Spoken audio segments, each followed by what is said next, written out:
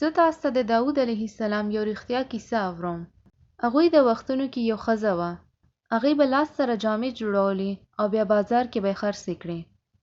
او هغې پیسو سره به یې خپل کورني ته خوراک پوره کو. او هر ورځ دومره محنت نه پس هم د صرف یو ورځې ګټه به کېده. نو یو ځل هغه بازار کې ګرځېده او ناڅاپه یو مرغۍ راغله او ورنه هر څه یې وتښتول. نو هغه ژړا کې د حضرت داود علیه السلام ته لاړه او هغوی ته یې ویل چې تاسو ماته وښیئ چې الله انصاف کوي او که نه. چې ماته دومره وښیئ الله انصاف کوي او که نه انصافي کوي.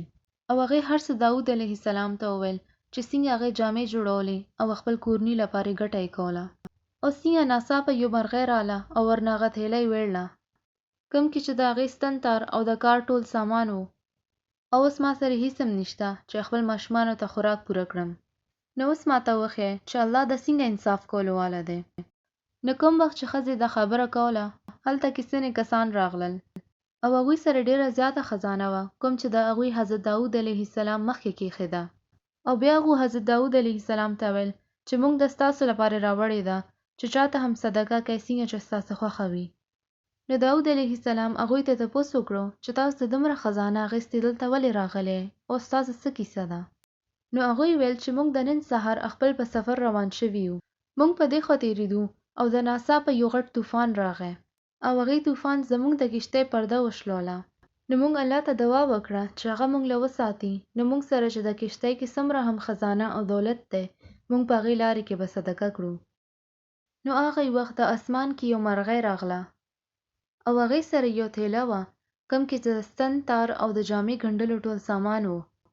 او موږ زر هغې سره د خپل شلېدلې پرده سمه کړه او بیا موږ الله خیر سره دلته ورسولو او اوس موږ ستاسو مخکې ولاړ یو او الله سره کړی خپل د عهد پوره کوو چې کښتۍ کې موږ سره څومره هم د قیمتي سامان او دولت و هغه موږ ستاسو ته راکوو چې تاسو د خپل خلکو کې ویش کړئ.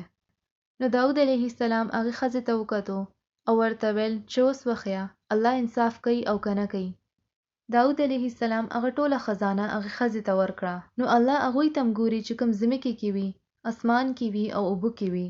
ځینې وخت تاسو الله نه ګیله کوئ چې ما سره دا ولې وشو او ما سره هی ولې کېږي او ما باندې هی همیشه ولې ازمایښتونه راځي ما چا سره څه بد کړي دي.